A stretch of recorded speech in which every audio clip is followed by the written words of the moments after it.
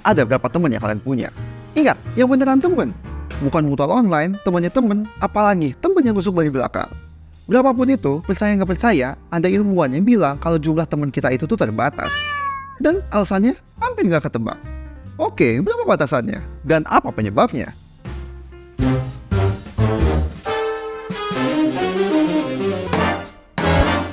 Ya, jadi kata ahli yang satu ini, batas jumlah teman kita itu 150. Apakah jumlah ini sedikit atau banyak? Kalian bisa tentukan sendiri. Tapi yang jelas, penelitian bapak yang tadi bilang kalau manusia punya keterbatasan buat ngejalin hubungan, termasuk pertemanan. Alasannya makin susah ditebak. Ya, karena ukuran otak manusia. Kenapa bisa begitu?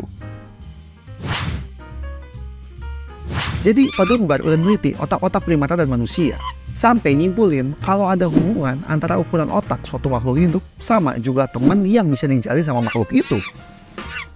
Dan intinya, buat manusia, hasilnya kayak gini. Dari yang paling dekat sampai yang tahu aja. Apakah kalian setuju sama angkanya? Tapi ternyata banyak ahli yang ngedepatin angka ini. Yang katanya cuma ngelihat satu sisi dan enggak dari sisi lainnya. Ada juga yang bilang kalau angka ini benar-benar ngeluapin semua keunikan manusia yang punya cara hidup berbeda dengan primata lainnya. Tapi kalau dipikir-pikir, punya teman itu udah jadi insting manusia sejak dulu. Soalnya punya banyak teman artinya kita jadi lebih terlindung dari bahaya, punya rekan saling membantu, jadi tempat berbagi, dan tentunya bisa kerja sama dalam menyelesaikan masalah. Ya, bikin lebih mungkin buat bertahan hidup.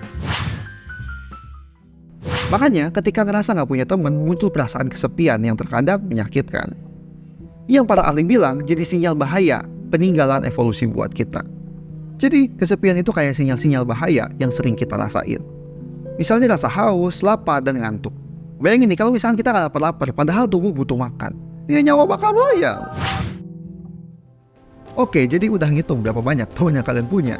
Punya banyak teman emang seru, kecuali kalau sampai akhirnya nggak punya banyak waktu buat diri sendiri.